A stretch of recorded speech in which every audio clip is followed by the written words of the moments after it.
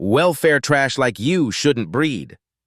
The words hit Sarah Williams like a physical blow. Nurse Patricia Hendricks doesn't even glance up from her magazine, her thin lips curled in disgust. Sarah stands before the reception desk at Metropolitan General's ER, 8 months pregnant, doubled over in pain. Her dark skin glistens with sweat under harsh fluorescent lights. "Please, I have insurance," Sarah's voice cracks. "Don't lie to me." Patricia finally looks up, her cold blue eyes scanning Sarah from head to toe with obvious contempt. Sarah tries to step closer, clutching her belly. "My baby, keep your distance." Patricia shoots up from her chair. "Don't you dare raise your voice in my ER." Patricia's palm connects with Sarah's cheek with vicious force. Sarah's head snaps sideways, her body lurching backward. She grabs the desk edge to keep from falling, her other hand protecting her unborn child. The waiting room falls silent. Security cameras capture everything. What Patricia doesn't know yet is that she just made the biggest mistake of her life. The antiseptic smell of Metropolitan General Hospital mingles with the faint odor of fear and desperation that clings to every emergency room at 3 a.m. Fluorescent lights hum overhead, casting harsh shadows across cracked linoleum floors that have seen too many tragedies. Sarah Williams sits hunched in a plastic chair, her hand still pressed against her stinging cheek. The red mark from Patricia's slap burns like a brand of shame. Around her, the waiting room tells 1,000 stories of human suffering. An elderly man coughs into a blood-stained handkerchief. A young mother rocks a feverish baby. A construction worker cradles his injured arm. But Sarah feels utterly alone. She pulls her worn cardigan tighter around her shoulders, trying to make herself invisible. Her wedding ring catches the light. A simple gold band that represents 3 years of happiness with James. They'd saved for months to buy their modest home in Riverside Heights, a quiet neighborhood where children ride bikes on tree-lined streets and neighbors still wave hello. Sarah teaches 2nd grade at Lincoln Elementary, where her students call her Mrs. W, and bring her crayon drawings of stick figures holding hands. She volunteers at the food bank on weekends and sings in the church choir every Sunday. Her life is simple, purposeful, ordinary. Nothing about Sarah Williams suggests she's anything more than what she appears to be. Behind the reception desk, Patricia Hendricks reigns like a queen over her sterile kingdom. At 45, she worked at Metropolitan General for 20 years, climbing from floor nurse to head of emergency services through sheer stubbornness and political maneuvering. Her blonde hair never shows a strand out of place. Her uniforms are always crisp, her shoes always polished. Patricia lives in a cramped apartment in Millfield, 30 minutes from the hospital. She drives a 15-year-old Honda with rust spots and a broken air conditioner. Her refrigerator is covered with bills, electricity, rent, car payment, each one a reminder of how far her nursing salary doesn't stretch. She watches doctors half her age drive luxury cars to their suburban mansions while she takes the bus when her Honda breaks down. She sees administrators with business degrees making decisions about patient care from their corner offices, while she deals with the blood and chaos on the front lines. Patricia has learned to find her power in small places. A harsh word here, a deliberate delay there. The ability to make someone wait just because she can. Tonight, like every night, she's the gatekeeper between pain and relief, and she decides who deserves which. The hospital itself reflects the city's deep divisions. Metropolitan General serves everyone from tech executives with platinum insurance to homeless addicts paying with crumpled Medicaid cards. The wealthy get private rooms and attentive service. The poor get folding chairs and suspicious glances. Dr. Jennifer Carter moves through the chaos with quiet efficiency. At 32, she's completing her residency in emergency medicine, working 18-hour shifts for barely enough money to pay her student loans. She notices everything. The way Patricia's voice changes depending on a patient's appearance, the longer wait times for certain demographics, the institutional blindness that allows discrimination to flourish. But residents don't challenge head nurses, not if they want good evaluations and job recommendations. Carlos Mendez pushes his mop across the floor with practiced movements, invisible to most staff and patients.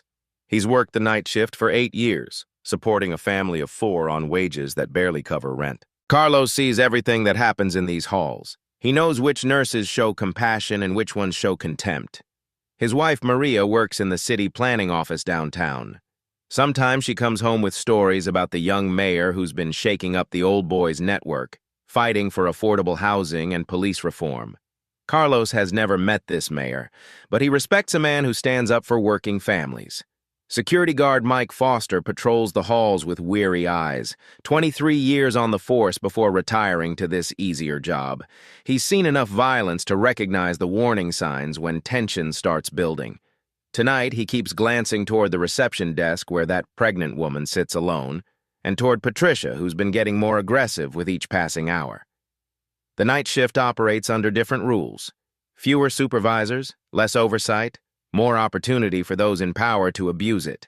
And tonight, all of these lives are about to collide in ways none of them could imagine. Sarah checks her phone, 3:47 a.m.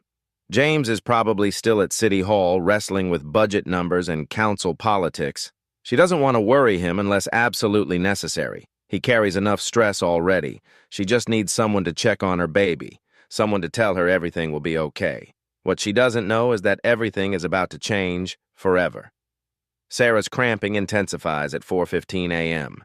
Sharp pains shoot through her lower back like electric jolts, and she feels a wetness between her legs that makes her heart race with terror.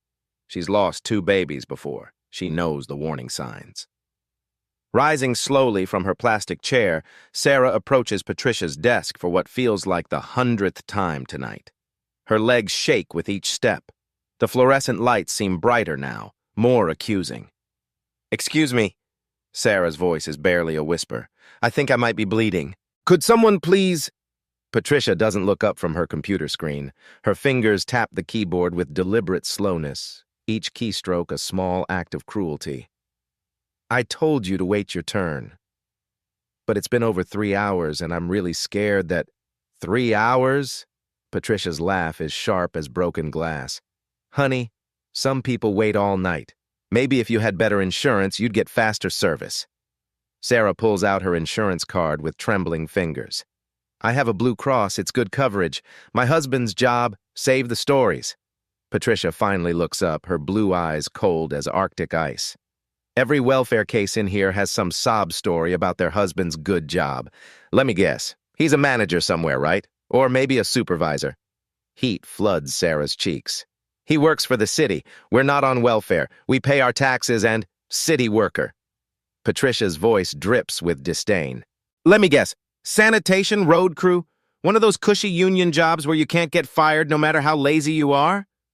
Sarah's hands instinctively protect her belly as another wave of pain crashes over her. "Please, I just need someone to check if my baby is okay. The bleeding is getting worse." Patricia stands slowly, using her height to tower over Sarah. "You know what your problem is? You people think pregnancy makes you special. I think it gives you the right to jump ahead of everyone else." The words "you people" hang in the air like poison gas. Other patients shift uncomfortably in their seats. A few pull out their phones, sensing drama brewing. "I'm not trying to jump ahead of anyone," Sarah says, her voice breaking. "I'm just scared for my baby." "Scared?" Patricia circles around the desk like a predator stalking prey. "You want to know what's scary? Having to deal with entitled people who think the world owes them something just because they managed to get pregnant." Dr. Jennifer Carter appears at the edge of the waiting area, having heard the raised voices. She takes in the scene. The pregnant woman clutching her belly, the head nurse looming over her like an avenging angel, the tension crackling through the air like electricity before a storm. "Is everything all right here?" Dr. Carter asks, her voice carefully neutral. Patricia spins around, her authority challenged. "Everything is fine, doctor. This patient is just having trouble understanding the concept of waiting her turn." "I've been waiting 3 hours," Sarah pleads to Dr. Carter. "I'm 8 months pregnant and I think something might be wrong." Dr. Carter's medical instincts kick in. "What kind of symptoms are you experiencing?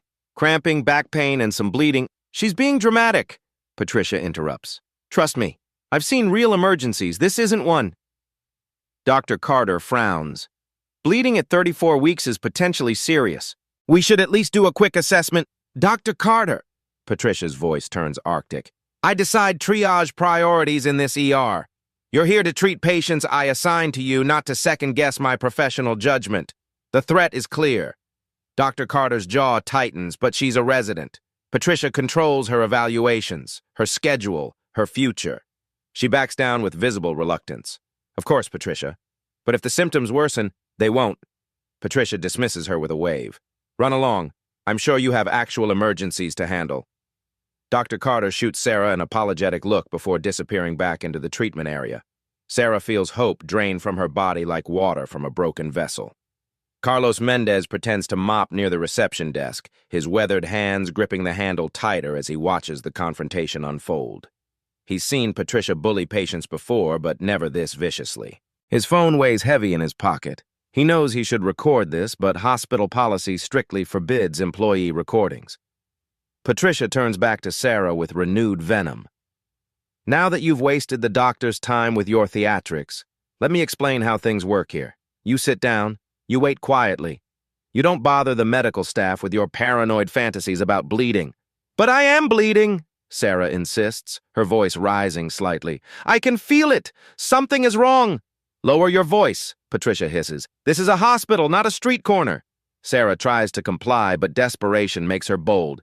Please, I'm begging you. Just let someone examine me. 5 minutes, that's all I need. Patricia's face contorts with rage. Begging? Now we're getting to the truth. You think if you grovel enough, I'll take pity on you? You think tears and pleading will get you special treatment? I think basic human decency should get me medical care when I need it, Sarah replies, her teacher's instincts finally overriding her fear. The words hit Patricia like a slap. Her face flushes red and her hands clench into fists at her sides. Human decency? You want to lecture me about decency? I want someone to help me save my baby. Your baby? Patricia steps closer, invading Sarah's personal space.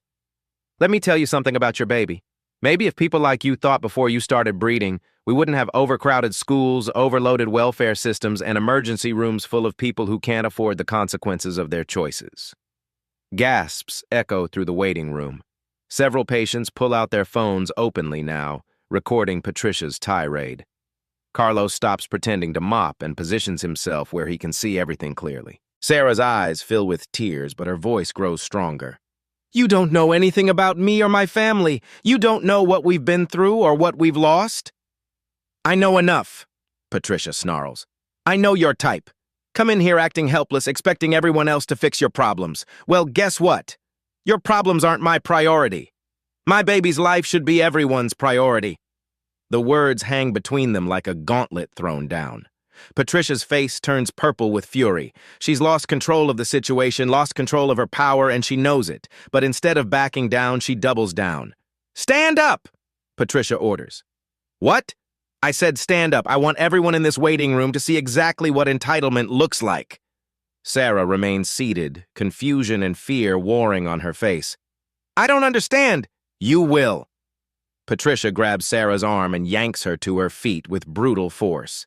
Sarah cries out as pain shoots through her back and abdomen. This, Patricia announces to the room, her voice carrying across the stunned silence, is what happens when people think pregnancy gives them the right to make demands. Her hand draws back, and for a moment, time seems suspended. Carlos reaches for his phone. Dr. Carter reappears at the treatment area entrance. Security guard Mike Foster takes a step forward.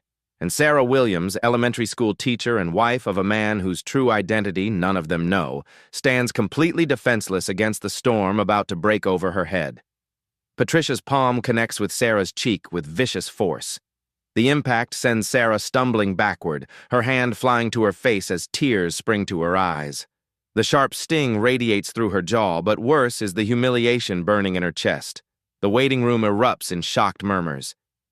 Did she just hit a pregnant woman? Someone whispers. Oh my God, someone call security! But security guard Mike Foster stands frozen, his hand hovering over his radio. Patricia is his supervisor's friend, part of the hospital's power structure. He's seen her complaints destroy careers before. Sarah staggers against a chair, her other hand instinctively protecting her unborn child. Blood rushes to her face where Patricia's handprint blooms like a crimson flower. You hit me, she gasps, disbelief making her voice small. Damn right I did. Patricia towers over her, chest heaving with righteous fury. And I'll do it again if you keep pushing me. This is my ER, and you'll show respect or get out. Dr. Jennifer Carter rushes forward, her medical training overriding hospital politics. Patricia, what are you doing? You can't assault a patient. Assault? Patricia whirls on the young doctor. She was being aggressive and threatening. I was defending myself. She's 8 months pregnant and bleeding. Dr. Carter kneels beside Sarah, checking her pulse. This is completely inappropriate. Dr. Carter, you're out of line. Patricia's voice turns deadly quiet. I suggest you return to your duties before I call your attending physician about your insubordination. The threat hangs heavy in the air. Dr. Carter's face flushes, but she helps Sarah back into her chair. I'm noting this incident in my report, she says quietly. You do that. Patricia's smile is as cold as winter. I'm sure the administration will be very interested in your version of events. Carlos Mendez can't stay silent anymore. He drops his mop with a clatter that echoes through the waiting room. I saw what happened. That lady didn't threaten anybody. Patricia's head snaps toward him like a cobra striking. Excuse me? Did I ask for your opinion, janitor? No, ma'am, but... Then keep your mouth shut and do your job, unless you'd prefer to find a new one. Carlos's weathered hands clench into fists, but he has 4 children and a mortgage. He picks up his mop with trembling fingers, his eyes burning with impotent rage. Sarah tries to stand again, desperate to escape this nightmare. I'll go to another hospital. I just want to leave. Sit down. Patricia blocks her path like a prison guard.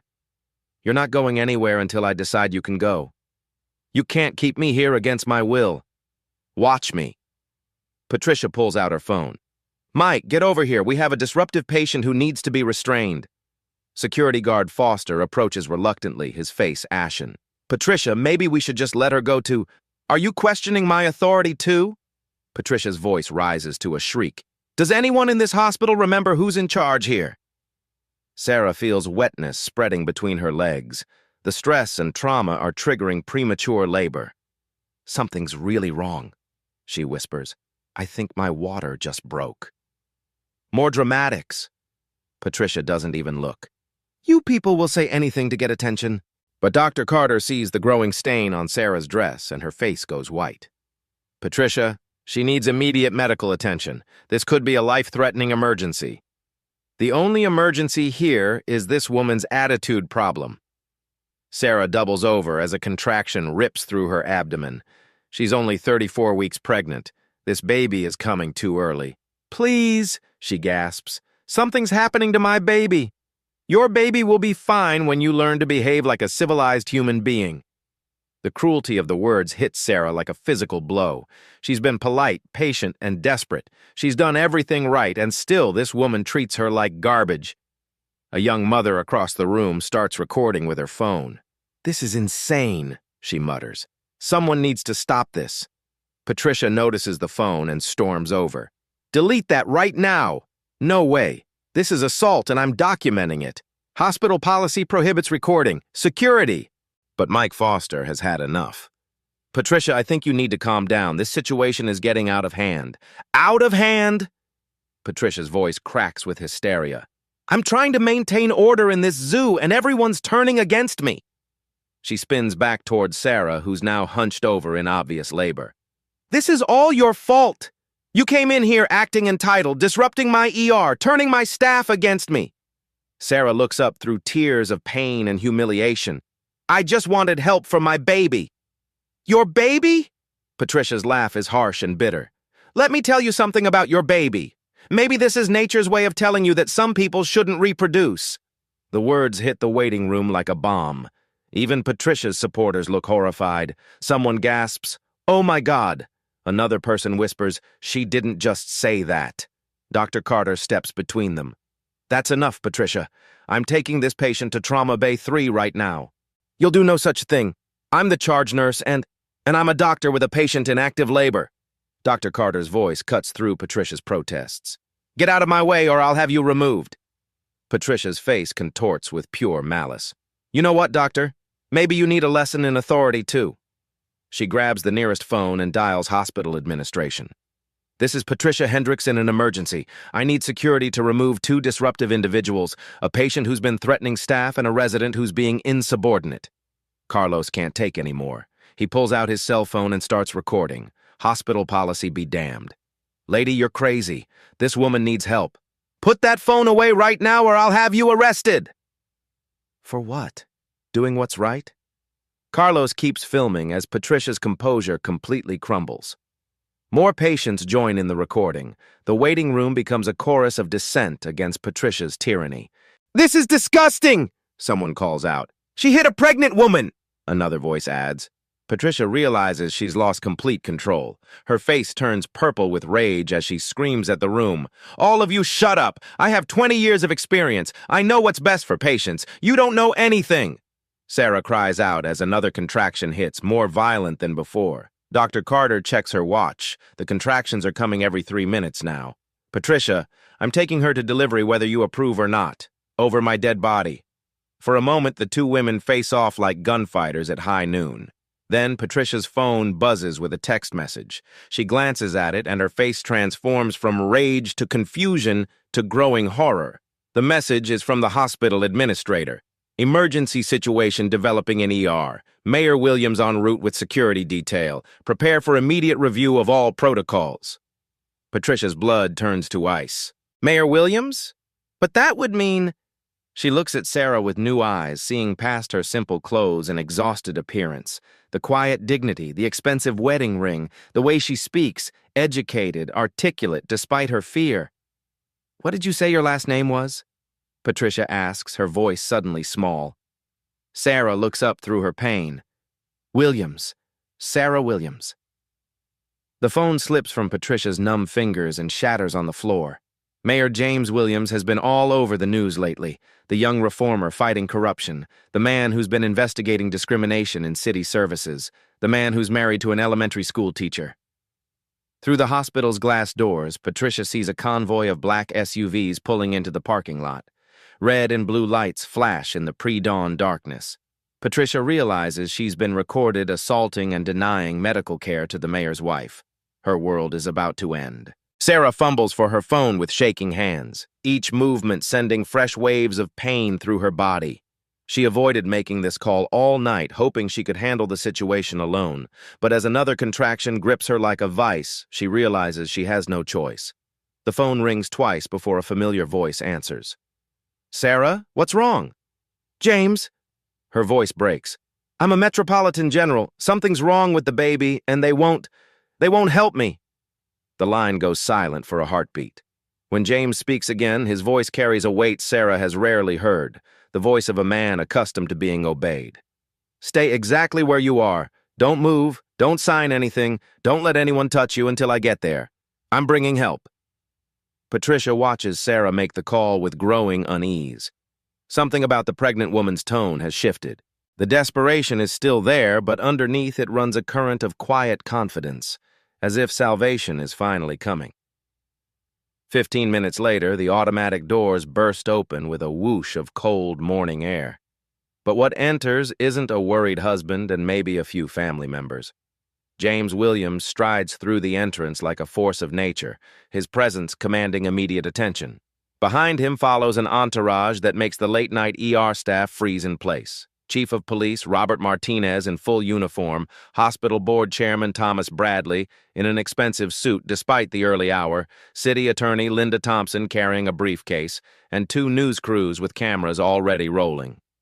Patricia stands behind her desk, watching this parade of power approach her domain. Her nursing instincts tell her to be deferential. These are obviously important people. But her pride refuses to bow down. Visiting hours are over, she announces, stepping into their path with false authority. You can't just storm in here because someone called you.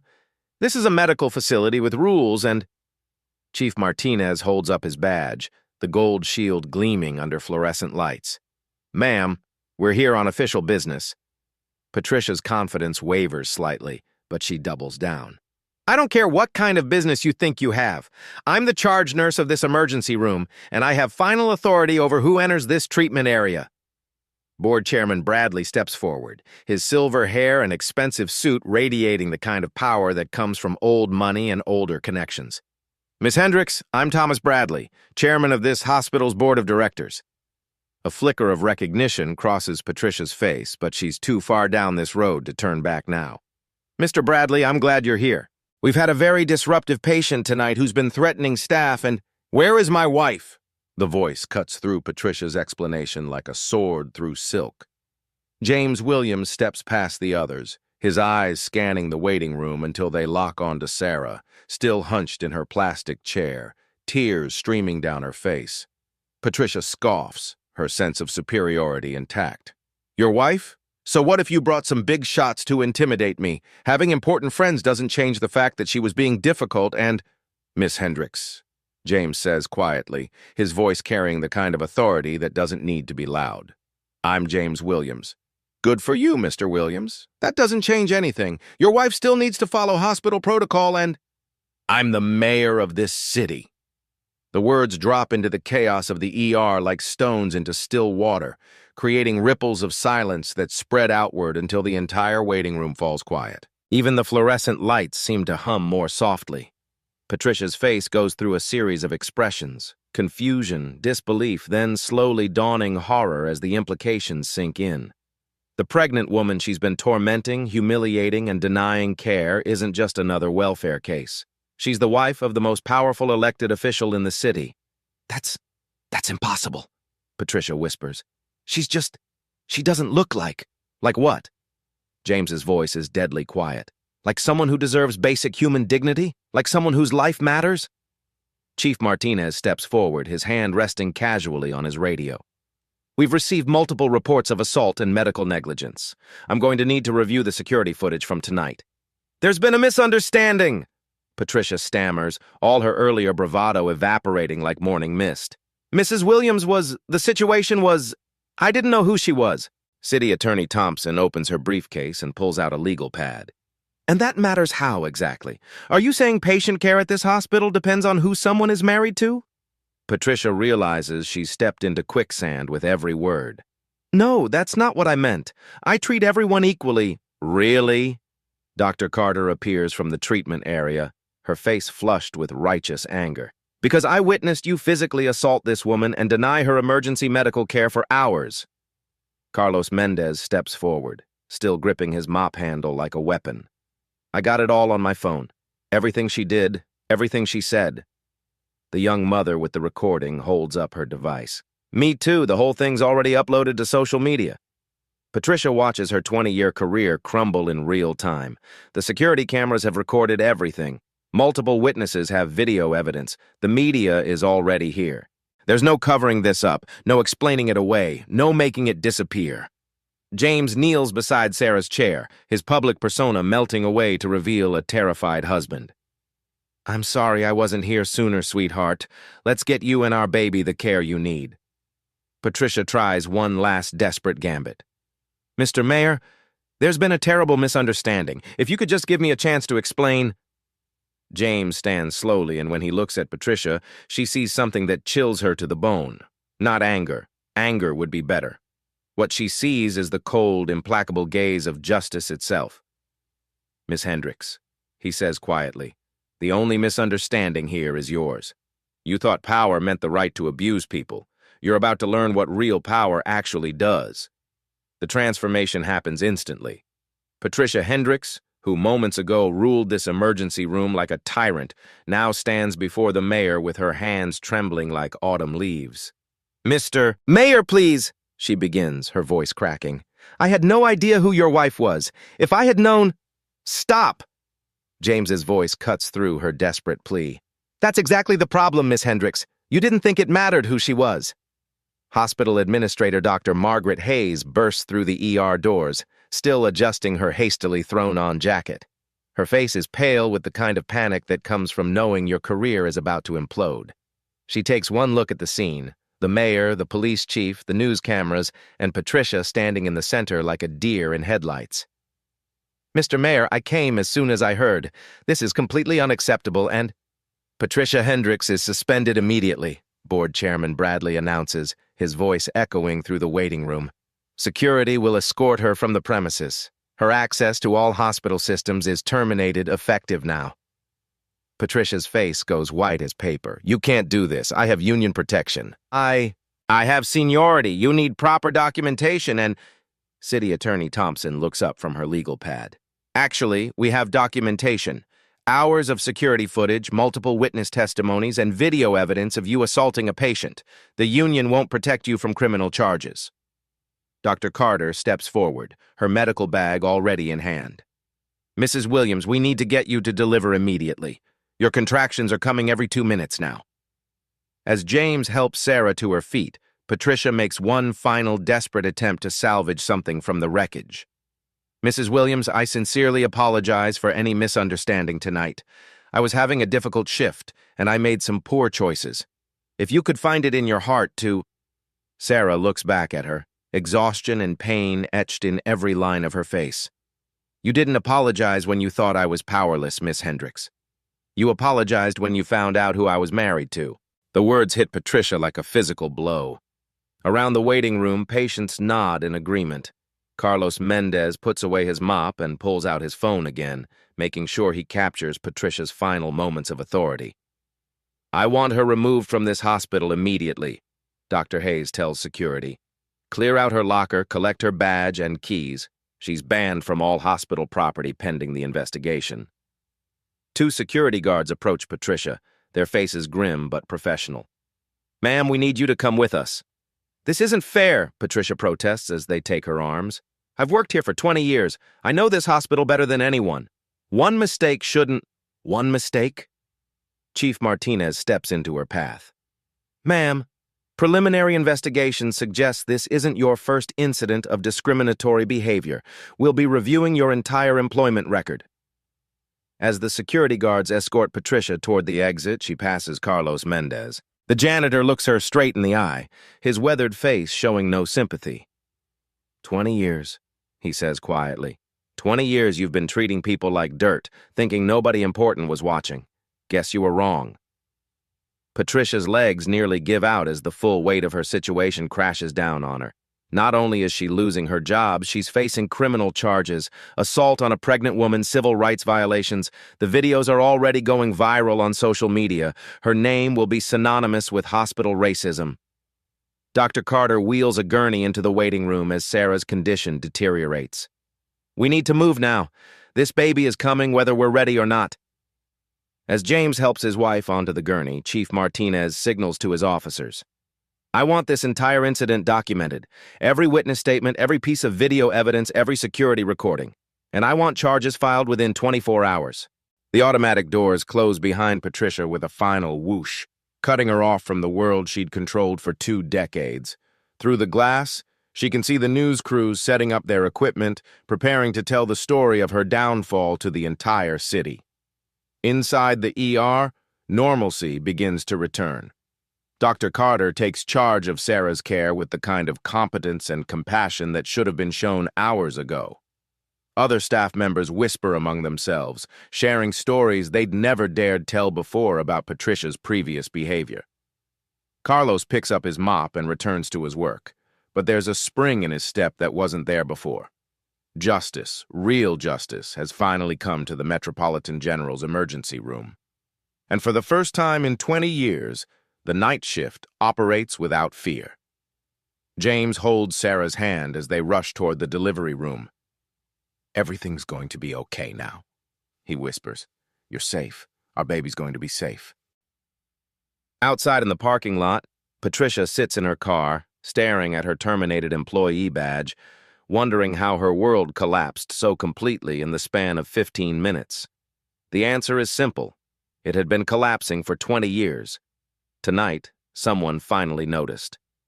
3 weeks later, the investigation into Patricia Hendricks has become a citywide reckoning. What started as one incident in an emergency room has peeled back layers of institutional discrimination that stretch back decades. District Attorney Sarah Carter sits in her downtown office, surrounded by boxes of evidence that paint a disturbing picture. Her desk is covered with complaint forms, witness statements, and video recordings that tell the same story over and over. Patricia Hendricks has been a predator in scrubs for years. 47 formal complaints, she tells her assistant, flipping through a thick folder. 47 times patients tried to report discriminatory treatment, and every single complaint was either dismissed or buried in bureaucratic red tape. The evidence is overwhelming. Security footage from multiple dates showing Patricia deliberately delaying care for minority patients. Recorded conversations where she makes racist comments to other staff members. Testimony from former colleagues who were too afraid to speak up until now. Dr. Marcus Johnson, a black physician who left Metropolitan General 2 years ago, finally breaks his silence. Patricia made my life hell, he tells investigators. She would forget to notify me about emergency cases, delay test results for my patients, even spread rumors about my competence. I knew it was because of my race, but proving it seemed impossible. The hospital's own records reveal a damning pattern. Under Patricia's supervision, Black and Hispanic patients waited an average of 2 hours longer for treatment than white patients with identical symptoms. Complaint resolution times followed the same racial disparities. Pain medication was prescribed less frequently to minority patients, regardless of medical need. Hospital Board Chairman Thomas Bradley calls an emergency meeting as the scope of the cover-up becomes clear. "How did we miss this for 20 years?" he demands. But the answer is uncomfortable. They didn't miss it. They ignored it. Former Administrator Dr. Richard Hayes, Margaret's predecessor, admits under oath that he received multiple warnings about Patricia's behavior. She was efficient, experienced, and the emergency department ran smoothly under her supervision. We chose to focus on those metrics rather than investigate discrimination claims that seemed subjective. The Federal Department of Justice launches its own investigation, sending a team of civil rights attorneys to review every aspect of Metropolitan General's operations. What they find shocks even seasoned investigators. "This wasn't just one rogue employee," explains FBI agent Maria Santos as she briefs the media. "This was systemic institutional failure. Multiple levels of management knew about discriminatory practices and chose to enable them rather than address them." The criminal trial begins 2 months after Sarah's baby is born. Maya Williams entered the world healthy despite her premature arrival, but the trauma her mother endured has left lasting scars on the entire family. Prosecutor Sarah Carter presents a methodical case that destroys any sympathy for Patricia. Video after video shows her treating patients with contempt based solely on their race. The courtroom gasps when Carlos Mendez's phone footage plays, showing Patricia's assault on a pregnant woman in crystal clear detail. Patricia's defense attorney, Robert Sterling, attempts multiple strategies. He argues she was overworked and stressed. He claims Sarah was aggressive and threatening. He suggests the racial discrimination allegations are exaggerated by opportunistic complainants seeking settlements. Every defense crumbles under the weight of evidence. Dr. Jennifer Carter takes the stand and destroys Patricia's credibility with clinical precision. "She told me this patient wasn't a priority because of her race and social status. When I tried to provide medical care, she threatened my career. She put personal prejudice above a patient's life." Carlos Mendez's testimony electrifies the courtroom. His weathered hands shake as he describes years of watching Patricia's cruelty. "I saw her make people wait in pain because she didn't like the color of their skin. I saw her refuse wheelchairs to elderly black folks while giving them to younger white patients. 20 years I watched, and nobody would listen to a janitor." The trial becomes a focal point for national discussions about healthcare equity. Medical schools across the country begin reviewing their curricula. Nursing boards examine their disciplinary procedures. Hospital systems implement real-time monitoring for bias in patient care. Judge Maria Rodriguez listens to weeks of testimony with growing disgust. During sentencing, she addresses Patricia directly. "Miss Hendricks, your actions represent not just individual prejudice, but the institutional failure that enables such prejudice to flourish. You abused a position of trust while vulnerable people sought help in their darkest moments." Patricia's sentence reflects the severity of her crimes. 18 months in federal prison for civil rights violations, complete loss of her nursing license, a $50,000 fine, and 500 hours of community service in minority healthcare clinics. The civil judgment awards the Williams family $2.3 million in damages, but the real victory comes in systematic change. Metropolitan General faces a $15 million federal settlement and 5 years of federal oversight. The hospital must implement comprehensive bias training, diversify its leadership, establish an independent patient advocacy office, and submit to regular audits of care disparities by race. The Sarah Williams Healthcare Equity Act passes through the state legislature with bipartisan support. The law requires all healthcare facilities to track and report patient care metrics by race, mandates bias training for all medical staff, and establishes an anonymous reporting system for discrimination complaints. 23 other states introduce similar legislation. Nursing boards nationwide add discrimination as grounds for automatic license revocation. Medical licensing exams begin including questions about implicit bias and cultural competency. Dr. Jennifer Carter is promoted to Chief of Emergency Medicine at Metropolitan General, becoming the youngest person ever to hold the position. Her first act is implementing a patient advocate program that ensures no one waits alone in pain ever again. Carlos Mendez receives recognition from the mayor's office for his courage in documenting Patricia's crimes. His video evidence became a training tool used in hospitals across the country to teach staff about the importance of speaking up against discrimination. The ripple effects continue spreading. Hospital systems nationwide review their complaint procedures. Federal grants for healthcare facilities become tied to demonstrated equity in patient outcomes. Anonymous bias reporting systems become standard practice. Patricia Hendricks begins serving her sentence at minimum security federal prison, where she participates in mandatory bias education programs. She writes letters of apology to former patients, though many remain undelivered by request of the recipients. But perhaps the most important change is cultural. The video of Patricia's assault on Sarah Williams has been viewed millions of times, becoming a stark reminder that discrimination in healthcare isn't just morally wrong, it's criminal. Healthcare workers across the country now think twice before letting bias influence their treatment decisions. They remember Patricia Hendricks, and they remember that someone is always watching. Justice, it turns out, has a very long memory. 6 months later, Sarah Williams sits in her sunlit living room cradling baby Maya against her chest. The infant's tiny fingers wrap around Sarah's thumb with surprising strength. Afternoon light streams through lace curtains, casting gentle shadows across family photos that now include their newest member. James reads from his tablet, scrolling through news coverage of healthcare reforms. "Another state just passed the Williams Act," he says quietly. "That makes 26 states now requiring bias monitoring in hospitals." Sarah adjusts Maya's blanket, her voice soft with reflection. "I never wanted to be the center of attention. I just wanted my baby to be safe. But if what happened to me helps other families avoid the same trauma, then maybe some good came from it." The changes have been profound and lasting. Metropolitan General Hospital has become a model for equitable health care. The waiting room where Sarah suffered now displays a plaque dedicated to patient dignity. New policies ensure every person receives compassionate care, regardless of race or income.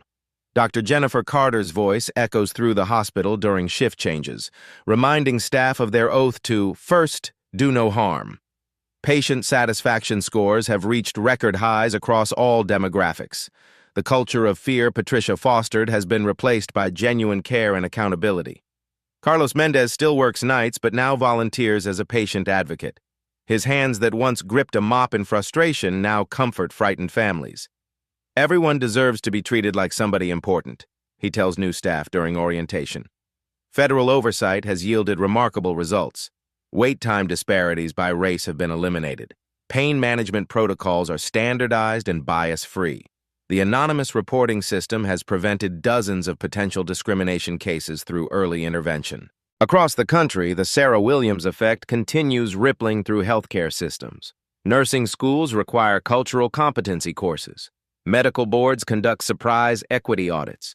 Hospital administrators know discrimination isn't just morally wrong, it's financially and legally catastrophic. Patricia Hendricks serves her sentence quietly, participating in bias education programs she wishes had existed 20 years ago.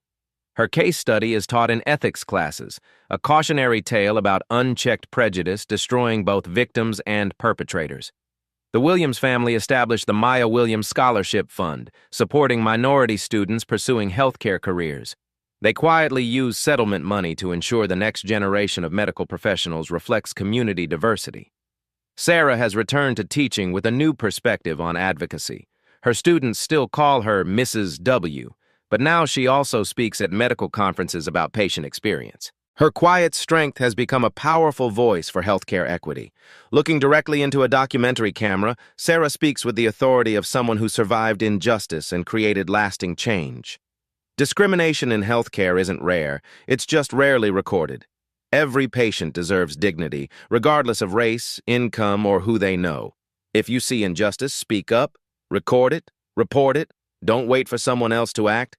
James adds his perspective. Change happens when ordinary people refuse to accept extraordinary injustice. Patricia thought my wife was powerless, but every person has power when they demand basic human dignity. The camera captures Maya sleeping peacefully, unaware her traumatic entry helped make hospitals safer for countless other children. Statistics tell the transformation story. Healthcare discrimination complaints decreased 60% in Williams Act states. Patient satisfaction among minority communities reached historic highs. Medical schools report bias and equity discussions have become central to curricula. But beyond statistics lies a deeper truth. Healthcare culture has fundamentally shifted. The video of Patricia's assault serves as a permanent reminder that discrimination has consequences. Someone is always watching, and justice may be delayed but won't be denied. If this story moved you, share it. Healthcare discrimination affects millions of Americans yearly. Your voice can help ensure Patricia Hendricks's behavior becomes unthinkable rather than typical. Have you experienced or witnessed healthcare discrimination? Share your story in the comments. What would you have done in Sarah's situation? Follow for more stories where justice prevails against systemic bias. Like if you believe healthcare should be equitable for everyone. Here's what we want you to think about. Patricia Hendricks probably went to work that night believing she was just doing her job. She likely went home convinced she'd handled a difficult patient appropriately. How many other Patricia Hendricks are working right now, convinced their bias is actually professionalism? And more importantly, what are you going to do to make sure the next pregnant woman who walks into an emergency room gets the care she deserves, regardless of the color of her skin? Sometimes the most powerful weapon against injustice isn't anger or violence. Sometimes it's simply refusing to stay silent when someone's dignity is under attack. The story you heard today wasn't cleaned up. It was told exactly as it happened. At Black Voices Uncut, we believe that's the only way truth can live. If you felt something, hit like, comment, and your reaction, and subscribe. Every week, we bring you voices that refuse to be silenced.